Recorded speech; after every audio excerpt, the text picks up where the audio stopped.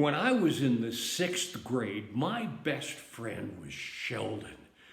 Sheldon was so smart. Sheldon would ask questions that nobody had the answer to. For instance, you know, one day we were in class and the teacher was talking about the speed of light, and he said, you know, the speed of light is 186,000 miles per second. Well, all of us said, wow, is that right? That's really fast. Until Sheldon raised his hand. He said, teacher, how do we know that the speed of light is 186,000 miles per second? And the teacher looked at him. He said, no, Sheldon says, how do we measure it? How was it measured? How do we know? Well, the teacher started to pick up his book and then he put it down and he looked at Sheldon and he said, and then he looked at his watch. You know, I think it's time for lunch. Let's break for lunch now. Well, that was Sheldon because nobody could answer his questions. Well, Sheldon was my friend for a lot of really neat reasons. I loved to go to his house and visit because there was such good food there. His mom was a great cook and there was always something really good in the refrigerator. You know, I love my mom to pieces, but you know, she wasn't the greatest cook. In fact, food wasn't important to her at all. I mean, one day I said, you know, Mom, I'd like to have a snack. She said, well, that's good. You can make it for yourself. Just go get a piece of bread out of the pantry and then just have a glass of water. Bread and water? I mean, you know, well, with Sheldon, I didn't have to worry about that, except, you know, when you are at a friend's house and it's kind of either close to lunch or dinner, and they're kind of preparing a meal for the family, and you know, you don't really want to butt in, and you don't want to say that you could stay for lunch or dinner. So typically you say, well, that's fine. I'll go home and have lunch, and I'll come back after lunch. Most of the time, Sheldon's mom would say, oh, no, stay and have lunch with us. Oh, it was always terrific. Well, the other cool thing about Sheldon, he had a 3.5-year-old sister. And Sheldon quite often would babysit. And because he loved his sister Louise, although we called her Wheezy. And Wheezy, you know, she was always trying to think of new words because she's 3.5. And so every new word is a new word to her. And so quite often one of her favorites, though, was looky, looky, looky. And she pointed something. And quite often she wanted to know what the name of that was. Looky, looky, looky. Well, it kind of got crazy because she would come in and she'd point at something, like, for instance, she pointed at me and said, looky, looky, looky. And I said, what are you looking at, Wheezy? She said, your shirt. Okay. Well, what can I tell you? You know, that was Wheezy. The other thing, she loved moon pies. Well, you know what a moon pie is. A moon pie, it's one big cookie on the bottom, another big cookie on the top, and then there was cream in the middle, like it was a huge Oreo cookie. And some of the moon pies had chocolate on the top. Some had vanilla frosting. Some of them had strawberry. And Wheezy would come when Sheldon and I were playing, and she'd start singing, moon pies. I love my moon pies. Moon pies make me happy. She would sing it again and again until finally we had to stop what we were doing and either find a moon pie in the house or go down to the store a block and a half away. So that was the kind of thing that I really enjoyed, you know. And then that one time, again, Wheezy and all little girls that age love secrets. But to kind of have trouble to remember them and share them with others. So I remember one time we were playing at Sheldon's house, and his mom was gone shopping or whatever, and so Sheldon said, "Well, let's have lunch." And I said, "Well, your mom's not here." "That's okay. What do you want?" Well, I didn't know. I kept thinking, I don't know. "How about spaghetti?" "Oh," Sheldon said, "sure, we'll make some spaghetti." He's in the 6th grade and he's making spaghetti? Well, no problem. You know, Sheldon's brain goes like this. He goes up into the pantry, pulls out some spaghetti, and he puts a pot together, boiling water. He throws the spaghetti in the pot, and it's boiling, and it's boiling. And then I said to him, "How do you know when it's done?" He said, "Not done yet." "You sure?" No, not done yet." We waited a little while. Burble, burble, burble, burble. Finally, I said, "Is it done yet?" He said, "Well, maybe." Well, he reached in with a fork and he took some of the spaghetti out and he wrapped it around the fork. And he threw it up on the ceiling. "What did you do that for?" "Well," he said, "if it sticks, it's done." Well, about that time, here comes Wheezy into the kitchen, and she's looking around, and she looks up. "Looky, looky, looky, there's spaghetti on the ceiling." Well, about that time, we heard her mother's car door open and close. She was back. And Sheldon said, "Wheezy, that's a secret. You cannot tell Mom about that." "Okay. Because if she sees that, she's going to be very angry." "I know." "Okay." And so Sheldon's mom came into the kitchen. "How are you boys doing?" "Oh, we're doing just fine, Mom." Well, meanwhile, Wheezy is looking up and then down and looking up. And Mom isn't paying much attention. But then she turns to Wheezy, and Wheezy's looking up. "Wheezy, what are you looking at?" And she looks up. "Oh!" And Wheezy said, "Looky, looky, looky, spaghetti on the ceiling." We were trapped. Well, those are the kind of things that happened at Sheldon's house. But the other thing was kind of crazy because Sheldon and his family lived at the very end of a dead-end street, which wasn't a big deal, except that next door was Francis. Now, Francis was maybe a year or two older than Sheldon and me, but Francis, he was really big. And I swear he started shaving in the 5th grade. And when Sheldon would sit down, his hands would sit on the floor. They were so long. And well, when Francis was in the school bus with us, everybody kind of avoided him because he sat way in the back, and the rest of us kind of came up forward a little bit. Well, I remember one day I felt Francis's great big hand grab my collar and pull me right out of the seat of the bus. And then he put my head under his armpit, and then he got his fist together and he gave me a noogie. Whoa, right on my head. That was Francis. You paid no attention. You stayed away from him. So whenever I came to Sheldon's house on my bicycle, I had to go right past Francis's house. And so I just pedal like mad, and I get past his house, and before I stop, wham, I hit the side of Sheldon's house. But I got there safely.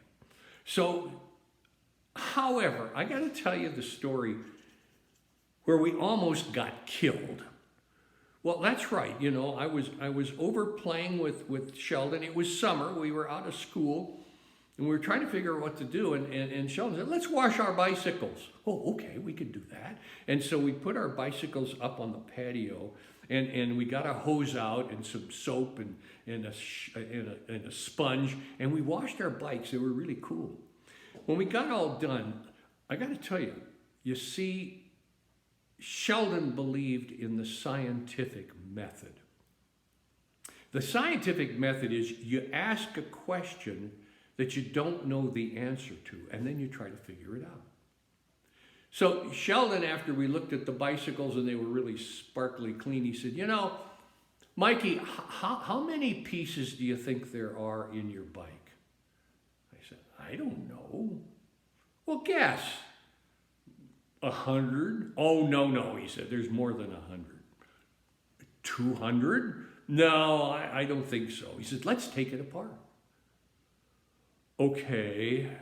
Well, what the heck? It was summer and we didn't have anything else to do, so we got, a wrench and some pliers and some screwdrivers, and we started taking my bike apart. We put the pieces all down on the top of a newspaper.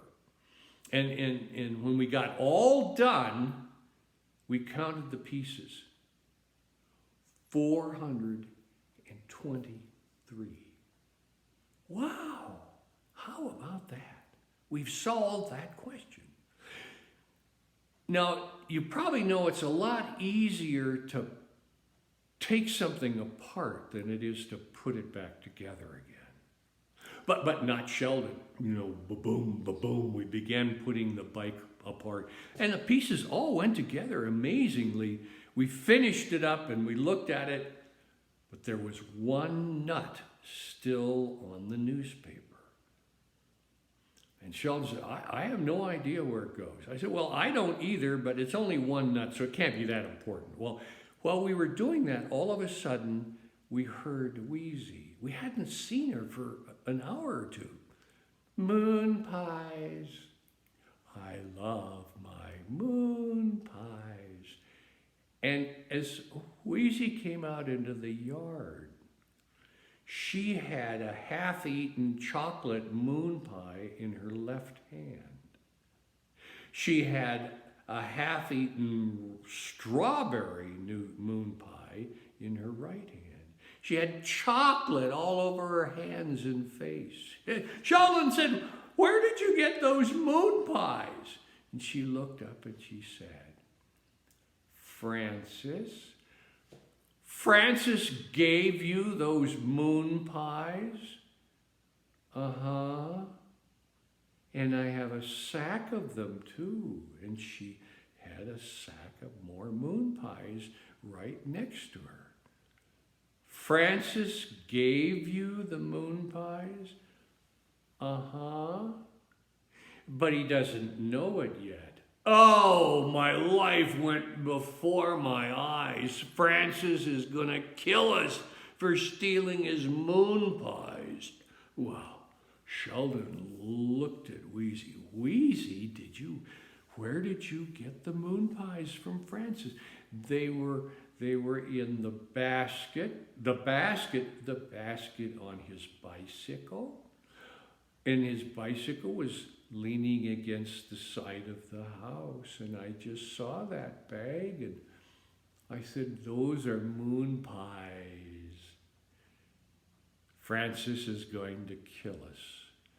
No, Sheldon said, let me think about this. We can get out of this. Well, there he is. Ba-boom, ba-boom. And Sheldon is kind of like staring off into space. I have a plan, he said. You have a plan? He said, I have a plan. Wheezy, I want you to go upstairs. We'll wash your hands and face of all that chocolate. We'll put those moon pies back in the bag. And then it's time for you to take a nap. Oh, no. Yes, it's that time. See, it's that time. All right, but you have to tell me a story. Well, Sheldon took Wheezy upstairs and washed her hands and face. And then he began telling her a story, reading it out of a book. When he finished, I was just listening downstairs and really thinking I'm going to die. And then Wheezy said, tell it again. Well, so Sheldon told the story again. Tell it again, she said. Well, about halfway through, Sheldon stopped because Wheezy had fallen asleep. Now, a 3.5-year-old, when they fall asleep, a volcano won't wake them up. So I came upstairs and I said, Sheldon, what are you doing? He said, I have a plan. And so he lifted Wheezy's head off of the pillow, pulled out the pillow, took the pillowcase off. He says, come on downstairs. Let's make some popcorn. Popcorn? Yeah, we're going to make popcorn. So he made a big batch of popcorn. And then he opened up the pillowcase and he poured the popcorn into the pillowcase. And then he tied a knot in the pillowcase. He ran upstairs, lifted Wheezy's head and put the pillowcase with the popcorn underneath her head. And then he said, okay, come with me. We're going to go downstairs and find some toilet paper. Toilet paper? He said, yeah, it's part of the plan. So he went into the closet, and there, I mean, his parents must shop at Costco every week because there were hundreds of pieces of toilet paper rolls. There were hundreds in the cabinet behind the door. So he said, grab 5 or 6.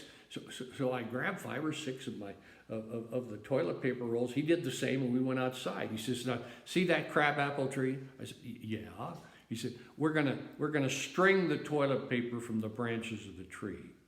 And I looked at it. The plan. And so that's what we did. We hauled all of the toilet paper on the limbs of the tree until it was covered. I mean, it looked like Christmas in July, kinda. And then he said, look at all the dandelions. Let's pick some dandelions. Go get a bag. So I said, oh, okay. So I grabbed a paper bag and we began clipping off the dandelion flowers and putting them in a bag. He says, now come on with me. And we went inside and the downstairs bathroom door was closed. He opened it up, says, now pour the dandelions into the toilet. Well, by now, I wasn't going to question anything Sheldon was doing. It was well beyond me. We poured, the dandelions into the toilet. And then he put the lid down. He came outside. He says, okay. He said, it's time. Wheezy, it's time to get up.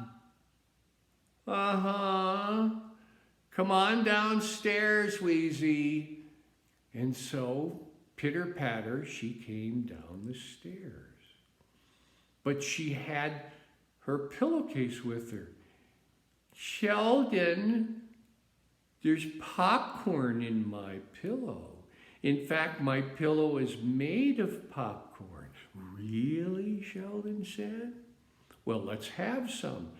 So we opened it up and we started eating the popcorn out of the pillowcase. And then Sheldon said, well, let's all go outside. So we went outside into the backyard and Wheezy looked up at the tree.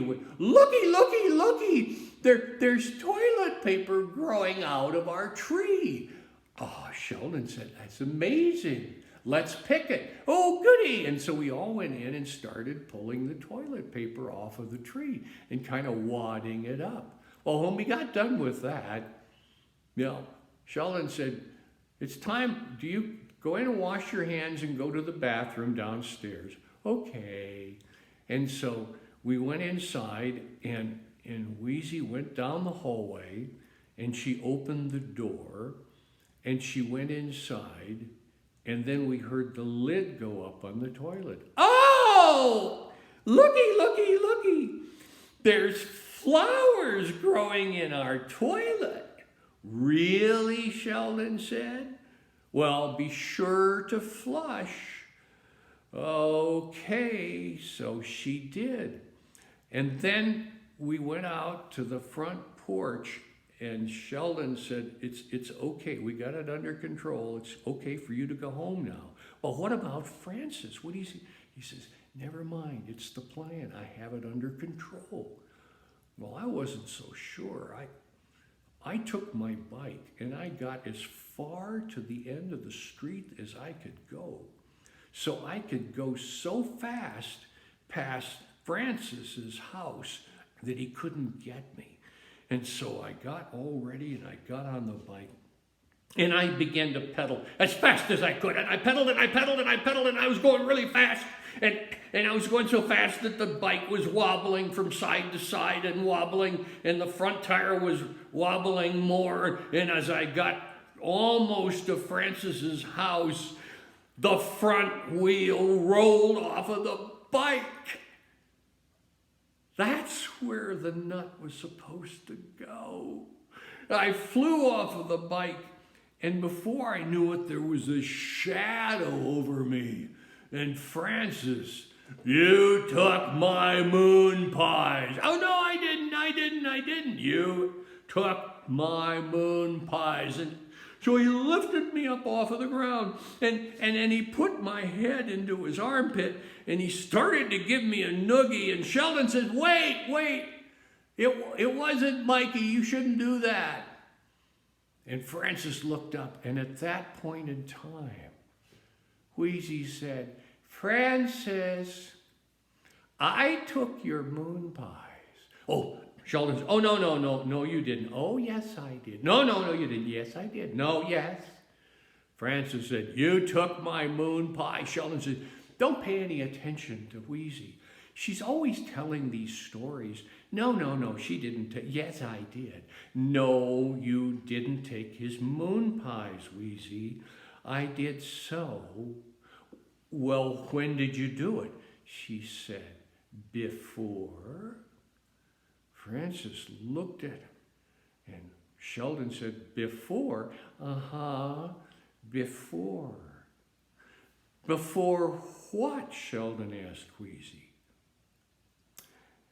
Before I fell asleep on my pillow full of popcorn.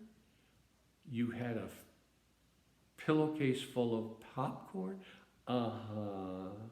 No, that's not. When did you take those moon pies? Before. Wheezy, before. Before what, Wheezy? Before we picked the toilet paper that was growing off of our tree?